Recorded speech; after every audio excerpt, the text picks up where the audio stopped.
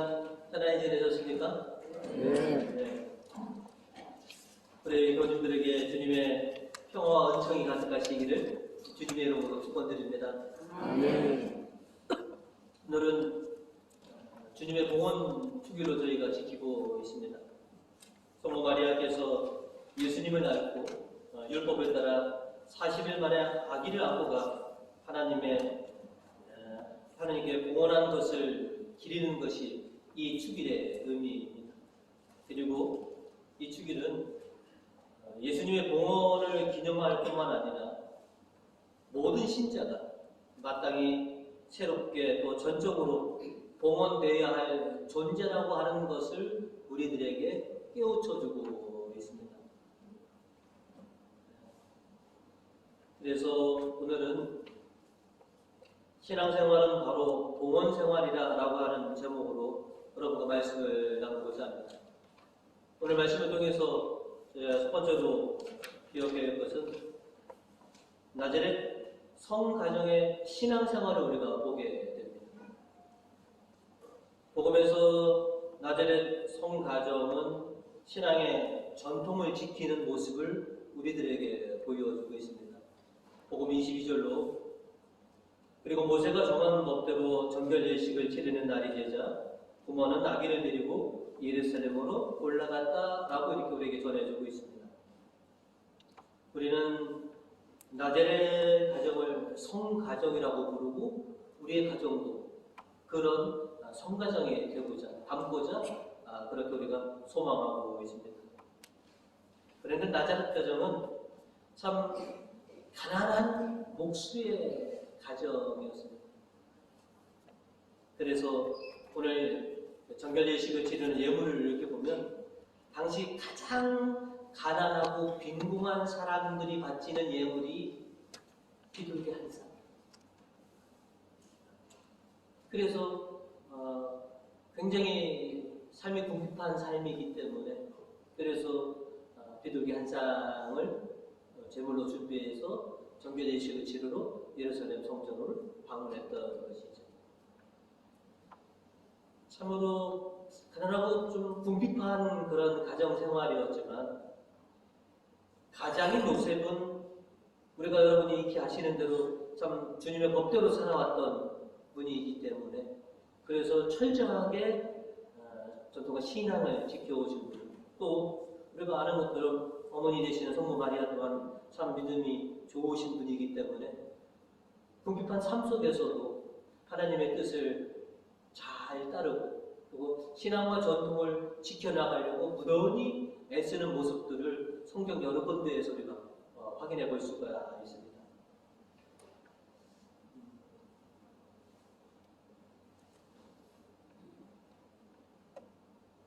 성가정이 오늘 우리들에게 보여주는 신앙의 모습들, 이 모습을 통해서 저는 제 앞으로 사목에 있어서 제가 풀어야 할, 또 우리 교우님들 풀어야 할 큰 과제를 하나 우리가 짊어지고 있는데요.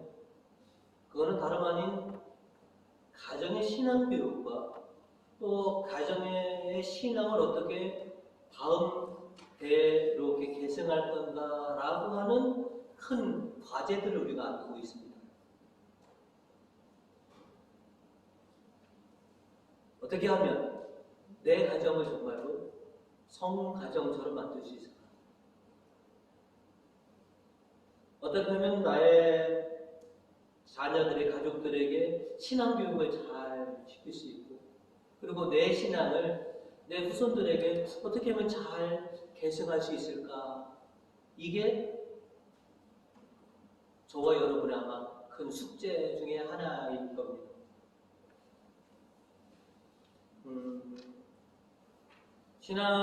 가정의 신앙교육과 계승이라고 하는 큰 숙제에 대해서 2, 3년 전부터 자료를 모으기 시작하였고 조금씩 이렇게 들여다봤더니요. 참 많은 방법들, 다양한 길들이 존재하더라고요. 그런데 핵심은 간단했습니다. 그 핵심은 뭐냐? 가정의 신앙교육과 계승은 부모하기 달렸다라고 라고 하는 결론을 다 말하더라고요. 다양한 방법과 다양한 길이 있지만 가장 핵심은 가정 신앙교육과 신앙의 계승은 도모하게 달렸다 라고 전부 다 결론들을 냈다라는 것입니다. 그도 그렇겠지 자녀들은 부모를 보고 배우고 따르게 되어 있습니다. 지난날 참 어렵고 힘든 시절 가족을 먹이고 입히고 교육시키느냐고 참 가족들에게 신앙을 온전히 가르쳐주지 못한 부분들 그리고 온전한 신앙을 보여주지 못했던 많은 가정들이 있습니다. 어려운 시절이었기 때문에 어떻게 해서든지 가족을 배골치 않고 먹이고 입히고 교육시키느냐고 참 신앙생활에 대한 그런 열망이 있어서도 참 먹고 사는 게 우선이기 때문에 그래서 부모로서 신앙의 본을 보여주지 못했던 많은 가정들이 있습니다. 아니 어떻게 보면 우리 성공의 가정 대부분이 그랬던 것 같습니다. 근데 이제 어느 정도 이제 이루시고 나니까 그죠? 자녀들은 이미 장성해서 이제 신앙의 가르침을 잘 들으려고 하지 않는다라고 하는 그런 탄식이 여기저기에서 이제 터져 나오고 있습니다.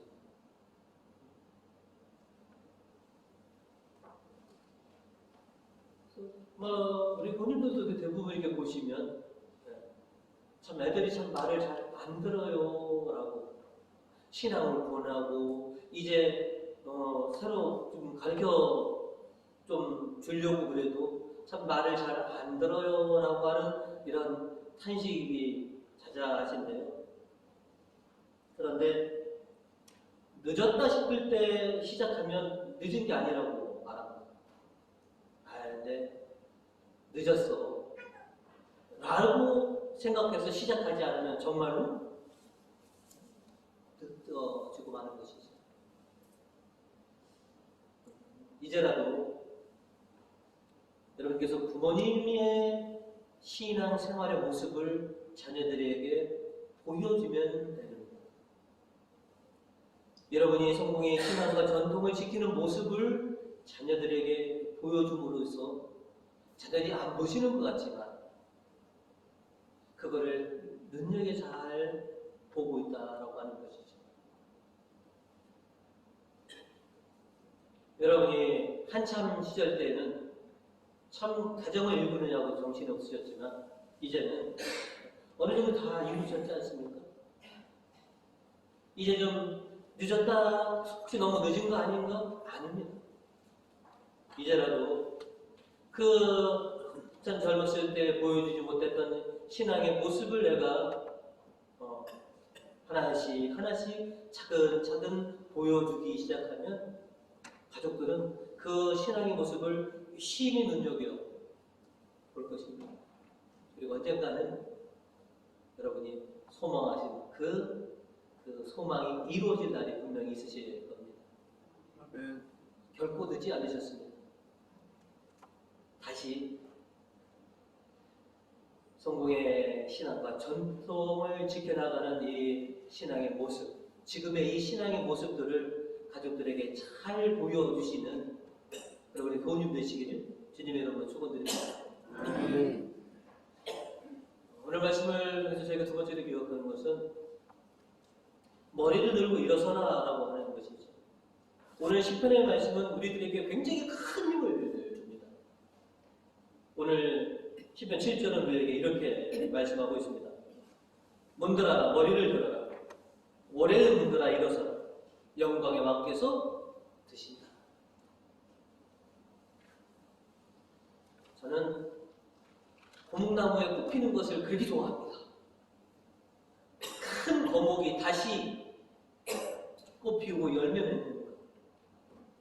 오래된 교회가, 오래된 신자들이 다시 머리 들고 일어서는 그 모습을 저는 늘 꿈꾸고 그렇게 일어선 그 교회와 신자들을 열어봤습니다. 이제 우리 순서가 아닌가 생각이 듭니다.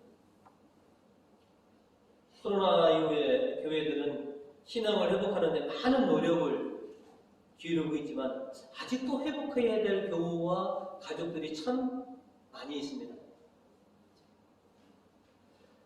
해야 할 큰 과제가 있는데 교회마다 거진 어르신들이 많이 계셔서 아유 신부님이 이 나이에 또 내가 해야 해요 라고 그렇게 생각하시는 분이 참 많이 있습니다. 이 나이에도 또 젊었을 때처럼 또 내가 교회와 가족을 위해서 이 신앙의 메신저 역할을 해야 하는 해야 합니다.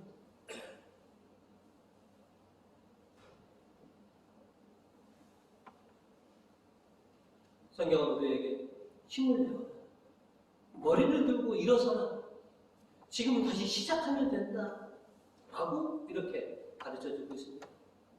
여러분이 잘 아시는 것처럼 믿음의 조상 아브라함이 75세에 하나님의 부르심을 받고 머리를 들고 일어서서 하나님께 응답했습니다.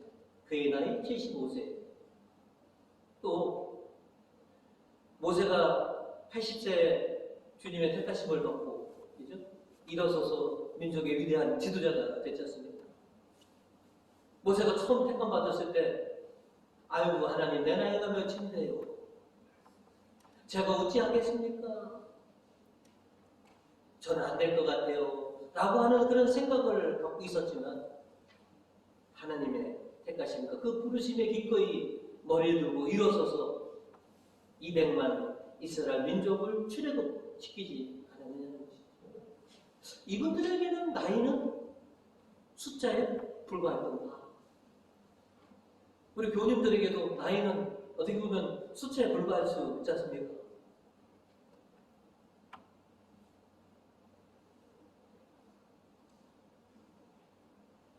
다시 일어서서 다시 시작하시면 될 것 같습니다. 오늘 복음에 나오는 시므온과 안나, 나이가 참 많다라고 하는 공통점도 있지만 두 분이 서로 다른 인생을 살아오셨지만 자신의 인생 가운데 항상 하나님을 향한 열린 마음으로 사셨고 결국 예수님을 뵙는 놀라운 은총과 영광을 누리게 되었던 거 아니겠습니까? 두 분이 아유 이젠 뭐 그만해야지 라고 포기하셨다면 성전에 봉헌 되시는 예수님을 그들이 뵐 수 있었을까라고 하는 것이죠. 84살이라고 하는 그 나이에도 불구하고 매일같이 그렇게 주님의 전을 찾다 보니까 아기 예수님의 봉헌하는 그 영광을 보게 된 것이죠. 이제 우리가 다시 일어서서 주님의 복음을 전하는 주님의 말씀대로 살아가는 그런 사람들이 되어야 되겠습니다. 그래서 사랑하는 내 가족에게 그리고 사랑하는 지금 쉬고 있는 우리 교우들에게 주님의 말씀을 선포할 수 있는 그런 믿음의 종들이 되어야 된다는 것이죠. 오늘 이 독서 12절로 이렇게 우리에게 히브리서는 전해주고 있습니다. 내가 당신의 이름을 내 형제들에게 선포하며 회중 가운데서 당신을 찬미하겠습니다. 당신의 말씀을 내가 내 형제들에게 그리고 모든 회중들에게 선포하겠습니다. 내가 다시 시작하겠습니다. 내가 머리를 들고 일어서서 주님의 복음을 전하는 사람이 되겠습니다. 이게 우리 교우님들의 마음과 각오라고 생각이 됩니다. 이제 참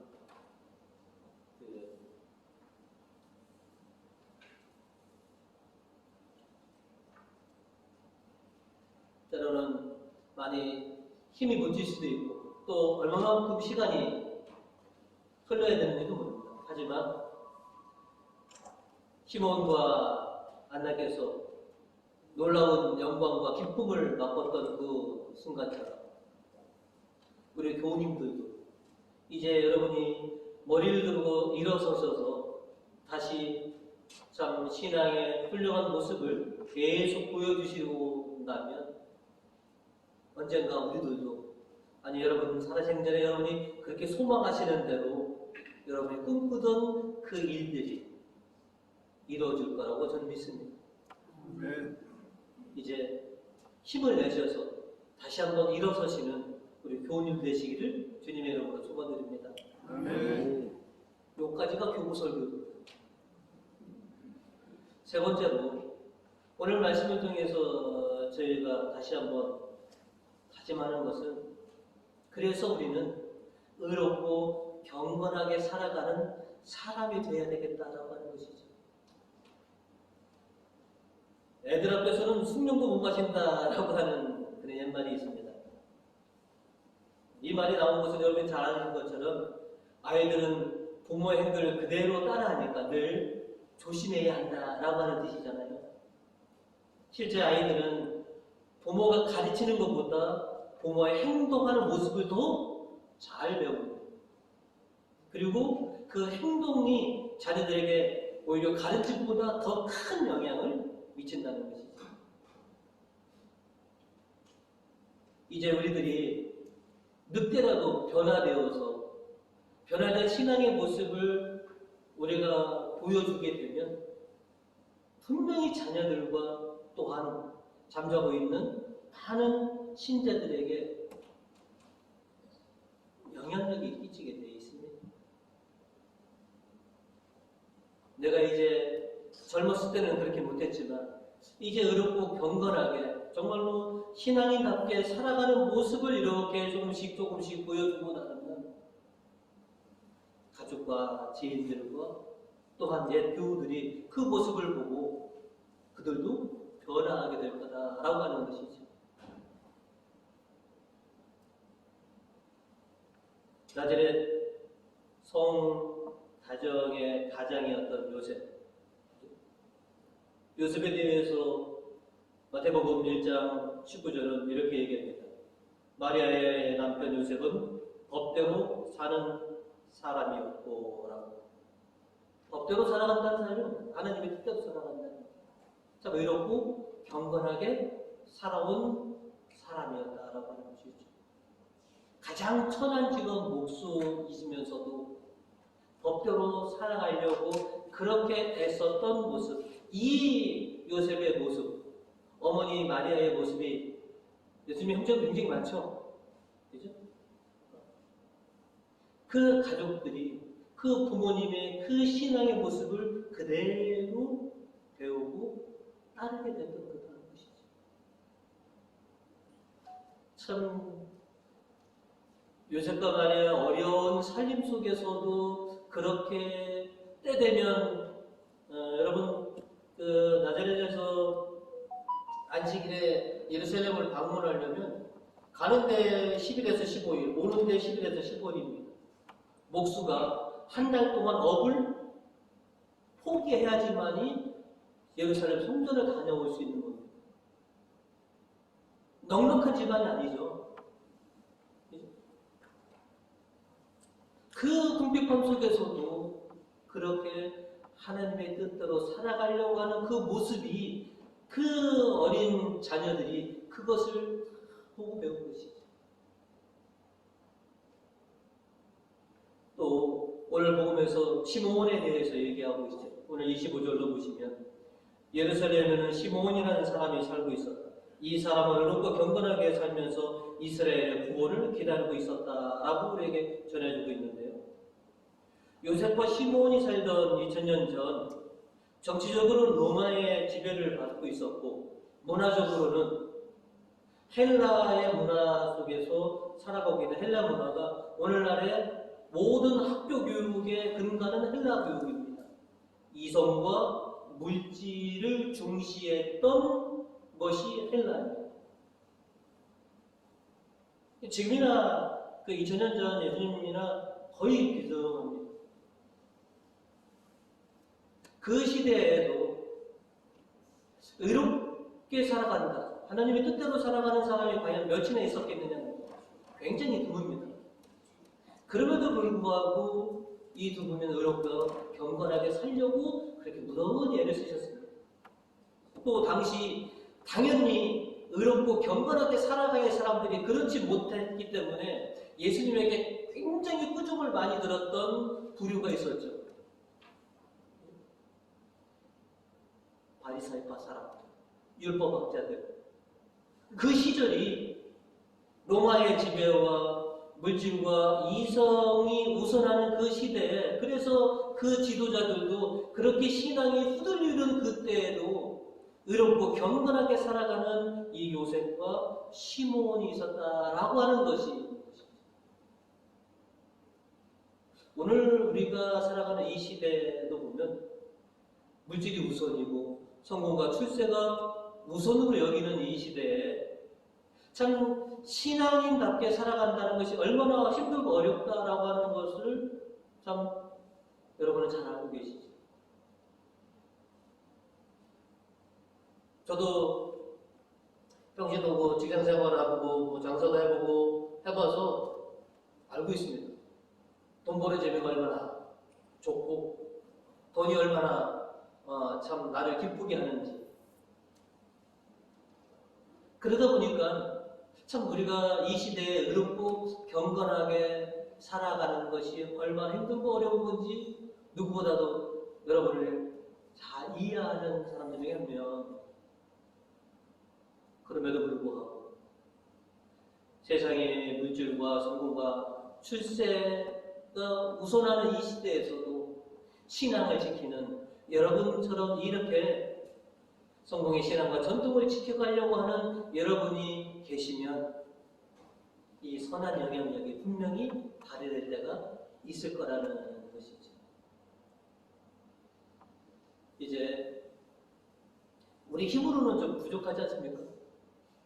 내 의지와 내 신앙 갖고는 주님의 도우심을 받고 성령의 도우심을 받아서 좀 내가 그 어떤 사람보다도 좀 더 좀 순수하고 깨끗하고 또 올바르게 살아가는 그런 사람이 되고자 노력하는 그 노력들이 우리에게 지금 있습니다. 오늘 일독서 3절은 우리에게 이렇게 말씀해주고 있습니다. 그리하면 내 후손은 똥을 걸러내듯 내 후손을 깨끗하게 만들리라. 그리하면 내 후손은 순금이나 순용처럼 순수하게 되어 올바른 마음으로 재물을 바치게 되리라. 주님의 법대로 살려고 노력하고 의롭고 경건하게 배우고자 한다면 주님께서 우리를 도와주셔서 우리를 깨끗하고 순수하고 의롭고 경건하게 살아가는 그런 신앙으로 변화시켜 주실 거라는 것이죠. 일독서 4절은 이렇게 말씀합니다.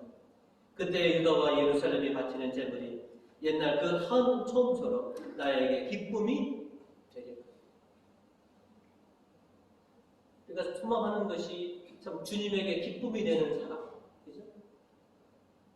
내 가정이 주님에게 기쁨이 되고 내 인생이 주님에게 기쁨이 되는, 그거는 내가 신자답게 살아가는,